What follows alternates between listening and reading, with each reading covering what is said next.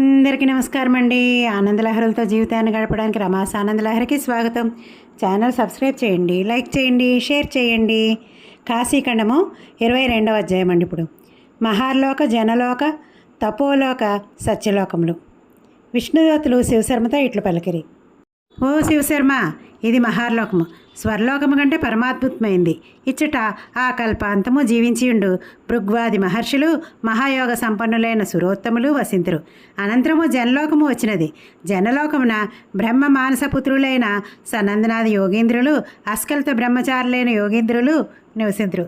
తరువాత వారి విమానము తపోలోకము ప్రవేశించినది. ఈ లోకమునందు హిరణ్యగర్భం చేత ఉత్పాదితులైన వైరాజ దేవగణము వసించును. గోవిందుని గూర్చి నిష్కామంగా తపమును చేసిన వారందరూ కఠినములకు నియమములు అవలంబించి మహోగ్రమంగా వివిధములైన తపములను చేసిన మునీంద్రులు బ్రహ్మాయువులవై ఎవరి వలన భయం లేనివారై నివసింతురు. ఇంతలో సత్యలోకము వారికి కన్నులకు విందు కూర్చింది. శివశర్మ విష్ణుదూతులు విమానమును దిగి బ్రహ్మకు నమస్కరించినారు. బ్రహ్మ క్రింది విధముగా పలికెను. ఓ విష్ణుగణములారా, ఈ బ్రాహ్మణుడు బుద్ధిమంతుడు, వేదాంగ పారగుడు, స్మృతి విహితాచార పాలనా తత్పరుడు, పాపకర్మలకు విముఖుడు. ఓ శివశర్మ, భూలోక సత్యలోకముల మధ్య నీవు చూచిన లోకములన్నీ నశించినవే. దైనందిన ప్రళయం వలన నశించు లోకములను నేను మరలా సృజించుందును. ముక్తిక్షేత్రమగు హరిద్వారమున మరణించిన నీవు అదృష్టవంతుడు. కర్మభూమి అయిన భర్తవర్షమున జన్మించి మనస్తో సహా ఇంద్రియములను నిగ్రహించి కామ, క్రోధ, లోభ, మోహ, మద, అహంకారములను పరిత్యజించి శృతి స్మృతి పురాణోక్తమై మహనీయులు అనుసరించడి ధర్మ మార్గమున ప్రవర్తించేవారు సత్యలోకమునకు వచ్చెదరు. స్వర్గవాసులు కూడా కర్మభూమి యొక్క భర్తవర్షంలో జన్మింపగోరుదురు. బ్రహ్మాండంలో ఆర్యావర్త సమానమగు దేశము లేదు. కాశీ సదృశమగు పురము లేదు. విశ్వేశ్వర సమమగు లింగము లేదు. బ్రహ్మాండంలో స్వర్గలోకము గొప్పది. తపోదాన వ్రతాదులచే స్వర్గప్రాప్తికి ప్రయత్నింతురు. నారదుడు ఒకసారి పాతాళలోకమును దర్శించి వచ్చి దేవసభయందు స్వర్గము కంటే పాతాళలోకములు రమ్యములని వివరించినాడు. పాతాళము శుభ్రములకు మణులతోనూ అంగాంగనాల ఆభరణాలతోనూ దైత్య దానవ కన్యలతోనూ సుశోభితము. అచ్చటి సూర్యుడు తాపం లేకుండా వెలుగునిచ్చును. చంద్రుడు చలి లేకుండా వెన్నెలను ప్రసరించును. రమ్యములైన వన నదీ సరోవరాలున్నవి. మనోహర వస్త్రాలంకారతులు, సుగంధ ద్రవ్యాలు, వీణాదివాద్యముల మధురనాదములు, హటకేశ్వర లింగము విరాజిల్చున్నవి. ఇంకనూ ఎన్నో భోగ్య వస్తువులు ఉన్నాయి. ఇవన్నీ దైత్య దానవగణం అనుభవించుచుండును. పాతాళముల కంటే ఇలావృత వర్షము రమణీయమైంది. ఇది 4 దిశలందు సుమారు మేరు పర్వతమును ఆశ్రయించిన్నది. ఇచ్చట పుణ్యం చేసుకున్న వారు సకల భోగములను అనుభవించుచూ ఉందరు. ఇక్కడ స్త్రీలు నిత్యము నవయౌవన సంపన్నులు. ఇది భోగభూమి. ఇచ్చట నీవలే హరిద్వారాది పుణ్యతీర్థములందు ప్రాణత్యాగం చేసిన వారు, సత్యవాదులు, పుత్ర కళత్ర గృహాదులు లేనివారు, పరోపకారం కొరకు తమ సర్వస్వమును సమర్పించిన వారు నివసింతురు. ద్వీపములన్నిటిలో జంబూద్వీపం గొప్పది. జంబూద్వీపమున నవవర్షములు కలవు. వాటిలో భారతవర్షము సర్వోత్తమము. ఇది దేవతలకు కూడా దుర్లభమైన కర్మభూమి. మిగిలిన 8 కింపురుషాది ద్వీపములు దేవభోగ్యములు. భారతవర్షం యొక్క విస్తారము 9,000 యోజనాలు. ఇది జంబూద్వీపమందలి ప్రథమ వర్షము. సుమేరు పర్వతమునకు దక్షిణమున కలదు. భారతవర్షమున హిమాలయ వింజ పర్వతాల మధ్యప్రదేశము పరమ పుణ్యప్రదము. ఈ ప్రదేశమందు గంగా యమునల మధ్యనున్న అంతర్వేది భూములు మిక్కిలి గొప్పవి. సమస్త క్షేత్రాల్లో కురుక్షేత్రము, దానికంటే నైమిసారణ్యము ఉత్తమ స్వర్గ సాధనములు. నైమిషారణ్యం కంటేనూ సర్వతీర్థముల కంటేనూ తీర్థరాజమైన ప్రయాగ విశిష్టమైంది. ఈ ప్రయాగ క్షేత్రము స్వర్గదము, మోక్షదము, సర్వకామ ఫలప్రదము అవటం వలన తీర్థరాజంగా ప్రఖ్యాతినందింది. పూర్వం నేను సర్వయాగములను ఈ తీర్థరాజమును తొలయందు తూచినాను. బాగా దక్షిణలిచ్చి చేసిన సర్వయాగముల ఫలము కంటే తీర్థరాజ ఫలము అధికమైనందున హరిహరాదులు ప్రయాగ అని పేరుతో వ్యవహరించినారు. త్రికాలములందు ప్రయాగ నామస్మరణ మాత్రమున శరీరమున పాపములుండవు. పాపముల నుండి రక్షించే తీర్థములు అనేకములు ఉన్నాయి. ఆ తీర్థములు ఏవియు సంచిత పాపములను నశింపచేయలేవు. ఒక్క ప్రయాగ మాత్రమే సంచిత పాపములను నశింపచేయను. తపో, వ్రత, దానాదుల వలన నశింపని జన్మాంతర సంచిత పాపములు ప్రయాగకు వెళ్ళుటకు సిద్ధపడిన వాని శరీరము నా పెద్ద గాలికి చెట్టువలే కంపించును. ప్రయాగకు పయనమై మార్గ మధ్యలో ఉన్నప్పుడు పాప సముదాయము వాని శరీరము నుండి మరొక చోటకు వెళ్ళి ప్రయత్నం చేయును. వాని భాగ్యం వలన ప్రయాగను దర్శించిన ఎళ్ళ వాని దేహమందలి పాపములు సూర్యోదయం వలన చీకటి వలె శీఘ్రముగా నశించును. ప్రయాగకు వెళ్ళిన వెంటనే ముండనము చేసుకున్న ఎడల అంతవరకు కేశములను ఆశ్రయించి ఉన్న సర్వ పాపములు నశించి పాపరహితుడగును. అనంతరము గంగా యమున సంగములలో స్నానము చేసిన సర్వ మనోరథములు సిద్ధించును. ఆ పుణ్యం వలన మరణాంతరము స్వర్గమును పొందుదురు. నిష్కామముగా స్నానమునర్చించో మోక్షమును పొందుదురు. ఓ శివశర్మ, సత్యలోకమునకు ప్రయోగకు భేదం లేదు. ప్రయాగయందు శుభకర్మలను ఆచరించిన వారు సత్యలోకమున నివసింతురు. ప్రయాగ తీర్థంలో ఏ విధముగా ప్రాణత్యాగం చేసినను ఆత్మహత్యా దోషము సంక్రమించదు. కోరిన కోరికలు నెరవేరును. ప్రయోగ తీర్థంలో అస్థి నిమజ్జనం జరిగిన వారికి భవిష్యత్తులో ఏ జన్మయందునో దుఃఖములు కలగవు. ప్రయోగయందు విధిపూర్వక స్నానము బ్రహ్మహత్యాది పాపహారము. అత్యంతముగా ఉన్నతిని అభిలషించువారు గంగా యమున సంగమును అవశ్యము సేవింపవలను. బ్రహ్మకృత కాశీ ప్రశంస. సమస్త భువనాలలో తీర్థరాజమగు ప్రయాగ కంటే అధికముగా కాశీయందు ప్రాణత్యాగం వలన అనాయాసముగా ముక్తి లభించును. సాక్షాత్తు విశ్వేశ్వరుడు అధిష్ఠించిన అవిముక్తము ప్రయాగ కంటే రమ్యమైనది. బ్రహ్మాండమందు వారణాసి కంటే రమ్యమైనది లేదు. అవిముక్తము బ్రహ్మాండాంతర్గతమైనను పంచక్రోశ ప్రమాణము గల అవిముక్తము బ్రహ్మాండ మధ్యమున లేదు. ప్రళయకాలమందు ఏకార్ణవమై జలము అభివృద్ధి చెందినప్పుడు మహాదేవుడు కాశీని ఆ నీటి యందు మునుక్కుండగా పైకి ఉద్ధరించుచుండును. కాశీ శివుని త్రిశూలాగ్రమున అంతరిక్షమందు ఉన్నది, భూమి యందు లేదు. ఇది మూఢబుద్ధులకు గోచరము కాదు. విశ్వేశ్వర క్షేత్రమున నిత్యము సత్యయుగమే, మహాపర్వమే, ఉత్తరాయణమే, మహోదయమే, మంగళమే. ఇక్కడ గ్రహముల ఉదయాస్తమయ దోషములు లేవు. కాశీ ఇతర పురముల వంటిది కాదు. ఇది లోకోత్తర నగరము, అవిముక్తము, విశ్వనాథుని సృష్టి. పూర్వము యమధర్మరాజు చిరకాలము తపమును చేసి వారణాసిని విడిచి త్రిలోకాధిపత్యమును పొందెను. చిత్రగుప్తునకు కాశీవాసుల కర్మములు గోచరింపవు. విశ్వనాథుని గణములు రక్షించి కాశీలోనికి యమదూతల ప్రవేశం లేదు. కాశీయందు దేహత్యాగం చేసిన వారికి విశ్వనాథుడే నియంత. అక్కడ పాపములు చేసిన వారికి కాలభైరవుడు శాసకుడు. కాశీయందు పాపములు చేయకూడదు. పాపము చేసిన వారికి రుద్రయాతనలు భయంకరంగా ఉండును. రుద్ర పిశాచత్వము సమస్త నరకముల కంటే దుస్సహమైంది. పాపములపై మతి ఉన్నచో అన్యత్రా పాపములను చెయ్యండి. భూమండలం విశాలమైనది కదా. కాశీవాసులు పరనింద, పరభార్యాభిలాష, ధనాదుల ద్వారా ధనాదులను ప్రతిగ్రహము, కపటంతో ధన సంపాదన, పరపీడనమును విడిచిపెట్టాలి.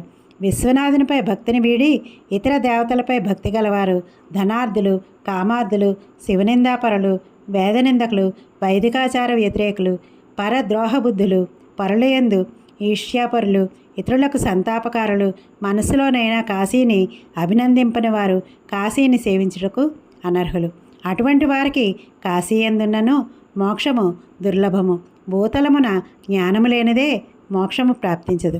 చాంద్రాయణాది వ్రతములు, తులా పురుషాది దానములు, యమ బ్రహ్మచర్యాది నియమములు, శరీర శోషణము, తపము, మహామంత్ర జపములు, అగ్ని శుశ్రూష, గురుసేవ, స్వాధ్యాయము, శ్రద్ధాదులు, దేవతార్చనలు, నానా తీర్థయాత్రలు మున్నగు వాని వలన జ్ఞానము లభింపదు. యోగ సాధనం వలన జ్ఞానము లభించును. ఆ యోగము నిధి ధ్యాసనముల చేత సిద్ధించును. అది గురూపదిష్ట మార్గంలో నిరంతరము అభ్యాసం చేయాలి. ఆ యోగమునకు సుదూర శ్రవణాది విఘ్నములు కలుగును. కావున ఒకే జన్మయందు యోగము చేత జ్ఞానము లభ్యం కాదు.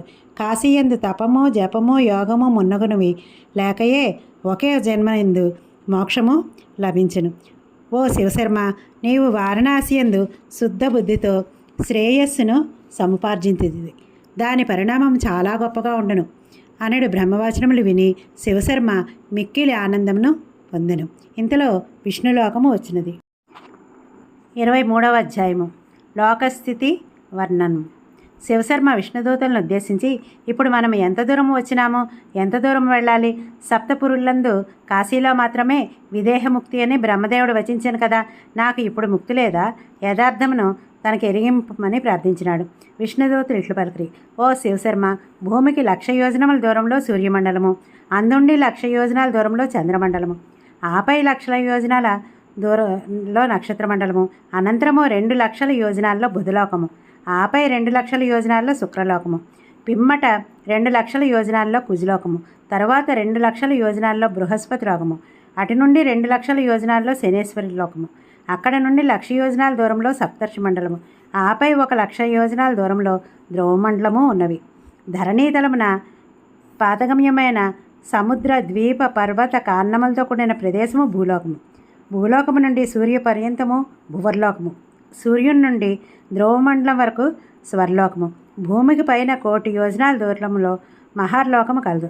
భూమి నుండి 2 కోట్ల యోజనాల దూరంలో జనలోకము, భూమి నుండి 4 కోట్ల యోజనాల దూరంలో తపోలోకము, భూమి నుండి 8 కోట్ల యోజనాల దూరంలో సత్యలోకము ఉన్నది.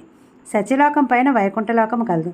అది భూమి నుండి 16 కోట్ల యోజనాల దూరంలో ఉన్నది. ఆ వైకుంఠమున లక్ష్మీపతి అభయప్రదుడై విరాజిల్లును. అక్కడ నుండి 16 కోట్ల యోజనాల దూరమున కైలాసము కలదు.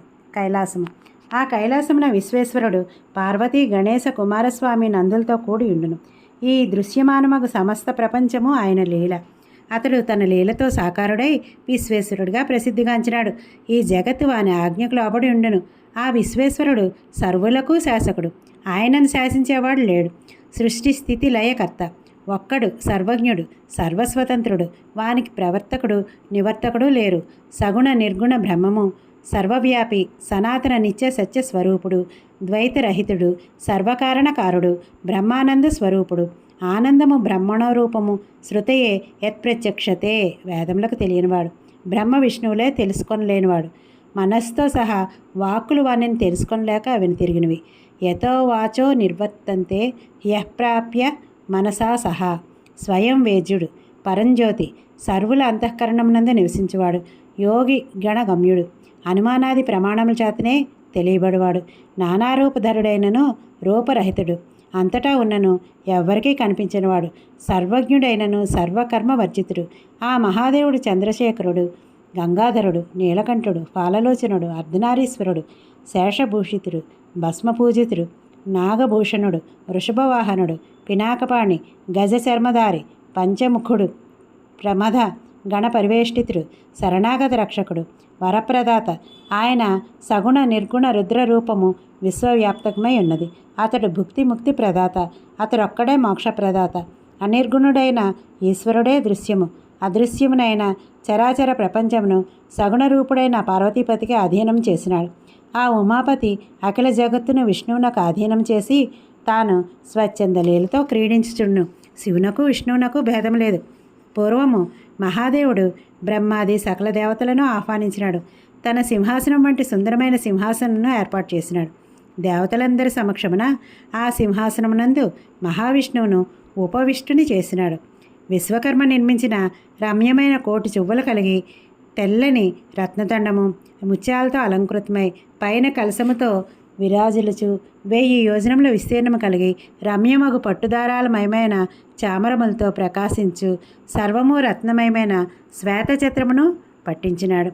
రాజ్యాభిషేకమునకు అవసరములకు సర్వసంభారములను సమకూర్చినాడు. మంగళ గీత వాద్యములు వేదఘోషలు మిన్నుముట్టినాయి.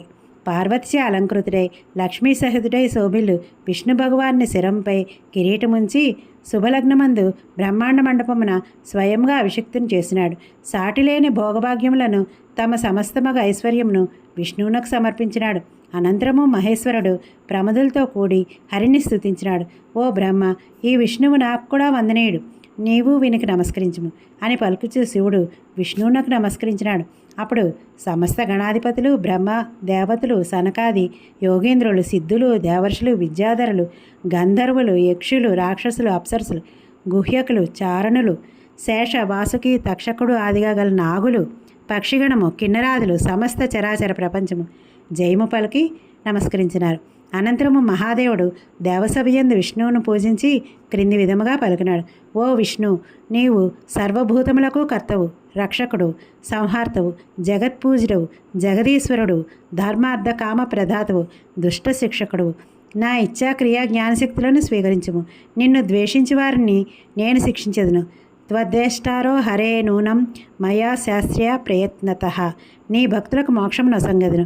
సురాసురులను కూడా మోహింపజేయి నా మాయాశక్తిని కూడా తీసుకొని నీ ఆధీనంలో ఉంచుకొనుము. నా వామబాహు నీవు, నా దక్షిణ బాహువు బ్రహ్మ. ఈ బ్రహ్మకు పాలకుడు తండ్రివి నీవే అని పలికినాడు.